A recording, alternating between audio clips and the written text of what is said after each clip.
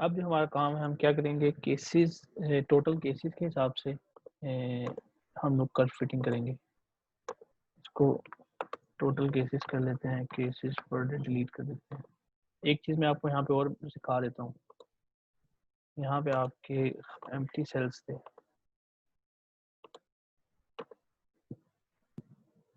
आपकी जो असाइनमेंट है होगी इस वाले टास्क की, वो ये होगी कि आपने खुद से इंटरनेट से कोई डेटा सेट सर्च आउट करना है। उसके बाद आपने उसमें कर्व फिटिंग करके दिखानी है। हर स्टूडेंट ने अपना डेटा सेट ढूंढना है और हर स्टूडेंट ने अपनी कर्व फिटिंग करके मुझे यहाँ पे दिखानी है और प्रिडिक्शन करनी है कि आगे क्या वैल्यूज आएंगी। तो जब डेटा सेट इंटरनेट से उठाते हैं तो उसमें बहुत सारे गार्बेज वैल्यूज भी होती हैं। गार्बेज वैल्यू मतलब ये है कि उसमें एम्प्टी सेल, जिस तरह यहाँ पे एम्प्टी सेल्स हैं शुरू में नजर आ रहे हैं, वो एम्प्टी सेल्स भी होते हैं, नेगेटिव वैल्यूज भी होती हैं। अभी इस वाले डेटा में हमारा फ़ायदा यह है कि हमें एम्प्टी सेल सामने सामने नज़र आ रहे हैं, तो उनको डिलीट करना बहुत आसान है। एक तरीका तो ये है कि मैंने जो तरीका लगाया, मैंने डिलीट करने के बजाय यहाँ पे पुरानी वैल्यूज लिख दी, लेकिन ये तरीका जो है वो हर दफ़ा एप्लीकेबल नहीं होता। उसके लिए आपको जो गार्बेज डेटा होता है वो डेटा सेट डिलीट करने होते हैं। अब अगर आपके पास बहुत ज़्यादा बड़ा डेटा सेट है, लाखों में उसकी वैल्यूज़ हैं, तो उसका ये है कि उसमें आप चाहे लाखों में से अगर आप 1000 वैल्यूज डिलीट भी कर दो तो कोई प्रॉब्लम नहीं।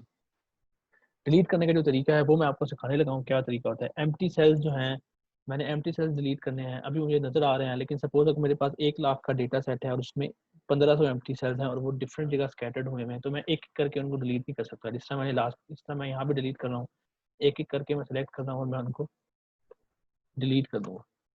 ये जो मैनुअल तरीका है, इसमें क्या है, प्रॉब्लम है कि अगर डेटा सेट बहुत ज़्यादा बड़ा हो और बहुत स्कैटर्ड किस्म का डेटा हो तो फिर ये एप्लीकेबल नहीं होता। उसका एक तरीका तो ये है कि आप सारे डेटा को सिलेक्ट करो, उसके बाद फाइंड एंड सेलेक्ट पे जाओ, वहाँ पे गो टू स्पेशल एक ऑप्शन होती है। गो टू स्पेशल में ब्लैंक्स की एक ऑप्शन होती है। मैं ब्लैंक्स को जब ओके करता हूँ तो वो क्या करता है, ऑटोमेटिकली जितने भी ब्लैंक्स सेल्स हैं मेरे पास वो खुद ब खुद ही सिलेक्ट कर लेता है पूरे डेटा में। अगर मैं आपको कहूँ कि यहाँ पे भी मैं एक सपोज ब्लैंक सेल क्रिएट कर देता हूँ, यहाँ पे भी क्रिएट कर देता हूँ, यहाँ पे भी क्रिएट कर देता हूँ स्कैटर्ड करके, और उसके बाद मैं ये ऑप्शन सेलेक्ट करता हूँ गो टू स्पेशल और ब्लैंक्स, तो आप देखोगे कि ये वाले ब्लैंक्स भी इसने चूज सेलेक्ट कर लिए हैं, जो नीचे ब्लैंक्स है वो भी सिलेक्ट कर लिए। जब आप एक बार ब्लैंक सेल्स को सिलेक्ट कर लो उसके बाद आप डिलीट पे जाओ तो वो ऑटोमेटिकली जिन जिन रोज में ब्लैंक सेल्स है उन सारी रोज को डिलीट कर देगा। ठीक है, ये ब्लैंक सेल डिलीट करने का तरीका है। अब दूसरा जो तरीका है जिसमें आपके पास इन केस अगर नेगेटिव वैल्यूज भी आ रही हैं, नेगेटिव वैल्यूज भी हम लोग अपने डेटा में नहीं यूज कर सकते। नेगेटिव वैल्यू का मतलब ये है कि जो मेजरिंग डिवाइस था उसमें कोई एरर था तो उसने वैल्यू नेगेटिव दे दी, या अगर वैल्यूज बहुत बड़ी बड़ी आ रही हो, जो आम डेटा पॉइंट्स की वैल्यूज हैं उससे बहुत ज़्यादा बड़ी बड़ी वैल्यूज आ रही हो, तो वो कैसे डिलीट करते हैं उसका तरीका भी मैं बता देता हूँ। उसके लिए हम लोग क्या करते हैं कि कुछ वैल्यूज को यहाँ पे नेगेटिव कर लेते हैं।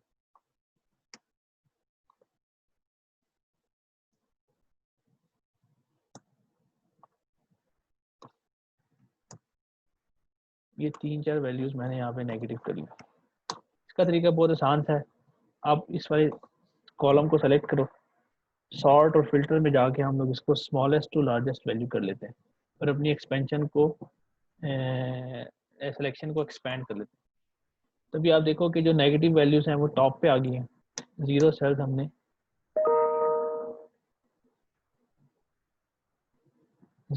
हमने अभी सेलेक्ट नहीं किए, जीरो सेल्स भी सिलेक्ट हुए हैं। दोबारा से इसको कर लेते हैं स्मॉलेस्ट टू लार्जेस्ट। इसमें प्रॉब्लम यह है कि जो जीरो सेल्स हैं वो उसने एंड पे छोड़ दिए हैं और जो नेगेटिव वैल्यूज थी वो उसने स्टार्ट में कर दी है। तो अब आपने क्या करना है, सिंपल जितनी भी नेगेटिव वैल्यूज हैं उनको सेलेक्ट करना है और उसके बाद उनको डिलीट कर देना, और जितने भी जीरोज वाली वैल्यूज हैं आपने क्या करना है, एंड पे जाना है, उनको सेलेक्ट करना है और उनको डिलीट कर देना। ठीक है, वापस चलें, नेगेटिव वैल्यूज ख़त्म करें, स्टार्ट में चले जाते हैं। केसेस पर डे हम लोग डिलीट करें, केसेस पर डे की हमें ज़रूरत नहीं है। अच्छा, यहाँ पे आपके पास है ये ज़ीरो था, ये भी ज़ीरो। जो तीसरा है ख़राब डेटा, वो मैंने आपको बताया कि अगर बहुत बड़ी वैल्यू हो, तो अभी हमने सॉर्ट किया था स्मॉलेस्ट टू लार्जेस्ट, ये वाली वैल्यू को चूज करके।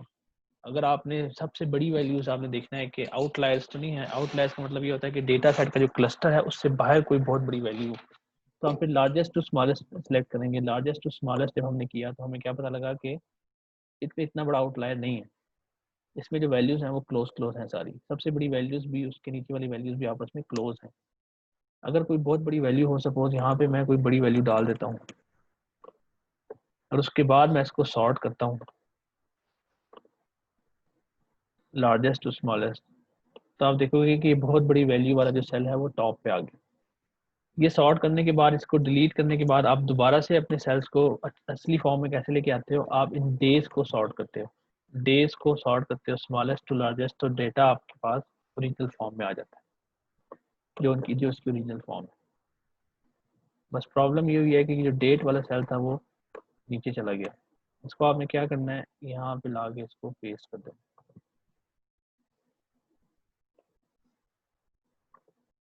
ठीक है भाई। अभी इसको हम वापस चले जाते हैं।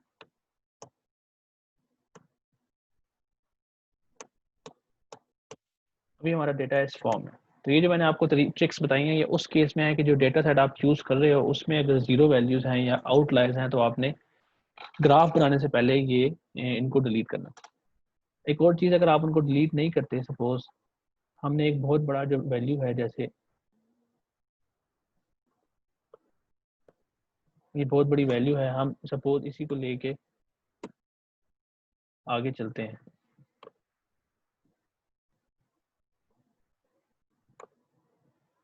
बहुत बड़ी वैल्यू है, अगर मैं अभी इसको प्लॉट करूंगा तो आपको अपने क्लस्टर में भी पता लग जाएगा कि आपके पास आउटलायर्स हैं।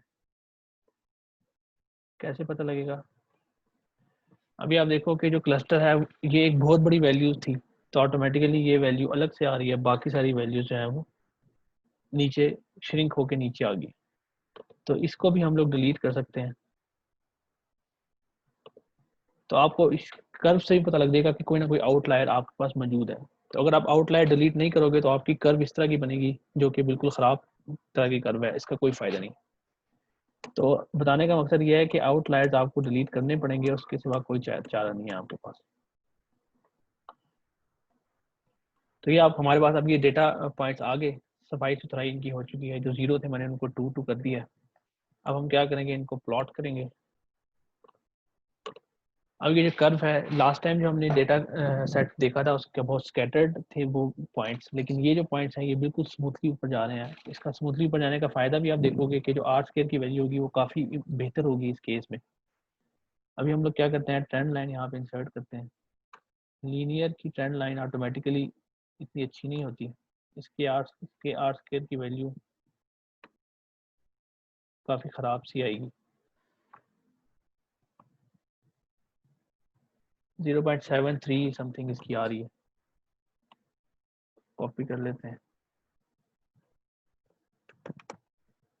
लीनियर की वैल्यू और आर स्क्वायर की वैल्यू 0.7329। उसके बाद नेक्स्ट स्टेप में हम इसको बनाएंगे,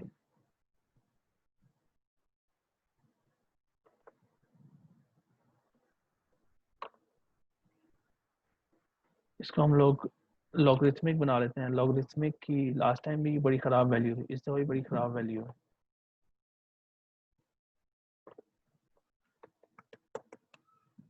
लॉगरिथमिक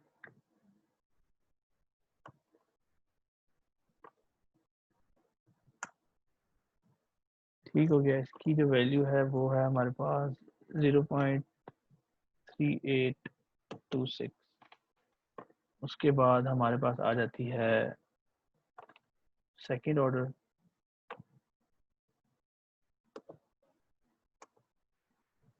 सेकंड ऑर्डर इसको बना लेते हैं। सेकंड ऑर्डर इतनी अच्छी फिट नहीं हो रही, लेकिन उसकी आर स्क्वायर की वैल्यू फिर भी बहुत बेहतर है क्योंकि हमारे डेटा पॉइंट इतने स्कैटर्ड नहीं है।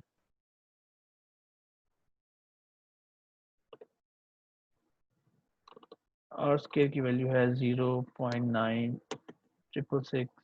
उसके बाद आएगी थर्ड ऑर्डर।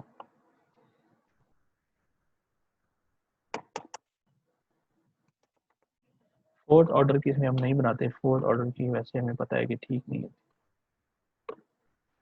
थर्ड ऑर्डर में आर स्क्वायर की वैल्यू बहुत ज़्यादा इम्प्रूव होगी अगर आप देखो तो, और कर्व भी बहुत अच्छे तरीके से फिट हो रही है। 0.9962। उसके बाद हम लोग पावर की बना लेते हैं, लॉगरिथमिक बनाते हैं पहले, एक्सपोनेंशियल सॉरी, लॉगरिथमिक हम बना चुके। एक्सपोनेंशियल कर्व जो है वो हमेशा एक्सपोनेंशियली राइज करती है, तो इस केस में एक्सपोनेंशियल कर्व इतनी यूजफुल नहीं है, हमें नजर भी आ गया। एक्सपोनेंशियल कर्व इतनी यूजफुल नहीं है यहाँ पे, 0.863। और उसके बाद आ जाती है पावर। पावर में हम लोग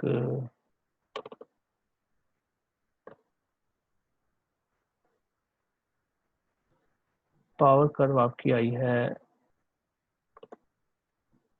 पावर कर्व भी इतनी अच्छे तरीके से यहाँ पे फिट नहीं हुई, 0.94। तो हमें क्या पता लगा कि थर्ड ऑर्डर पोलिनोमियल यहाँ पे भी काफी यूजफुल है, उसके आर स्क्वायर की वैल्यू बहुत ज्यादा बेहतर है। इसको हम थर्ड ऑर्डर यहाँ पे बना लेते हैं। नेक्स्ट केस में हम लोग क्या करेंगे, प्रिडिक्शन करेंगे। प्रिडिक्शन में हम लोग थर्ड ऑर्डर इक्वेशन प्लेस करेंगे, इज इक्वल टू, ये इक्वेशन है आपकी, ये आपने प्लेस करनी है। हम इसी को कॉपी करके एडिट कर लेंगे। प्रिडिक्शन में हम लोग जहाँ जहाँ पे x है वहाँ वहाँ पे हम लोगों ने v2 लिखना है।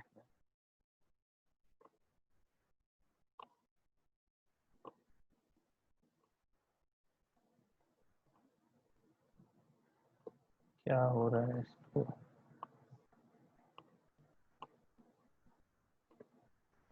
मल्टीप्लाई बाय v2 का क्यूब मल्टीप्लाई बाय v2 का स्क्वायर मल्टीप्लाई बाय v2। ठीक है। प्रिडिक्शन अगर आप देखो तो मैंने आपको बोला था कि शुरू के पॉइंट्स की बेशक खराब भी आते हैं, उसका इतना नुकसान नहीं होता, असल चीज होती है एंड के पॉइंट्स की प्रिडिक्शन। तो सबसे लास्ट में अगर आप देखो तो प्रिडिक्शन बहुत क्लोज क्लोज है, यहाँ पे बहुत कम डिफरेंसेस आ रहे हैं। अब हम क्या करेंगे, इन डेट्स को एक्सटेंड करेंगे, 120 तक लेके जाएंगे जिससे हमने लास्ट टाइम किया था। 120 तो है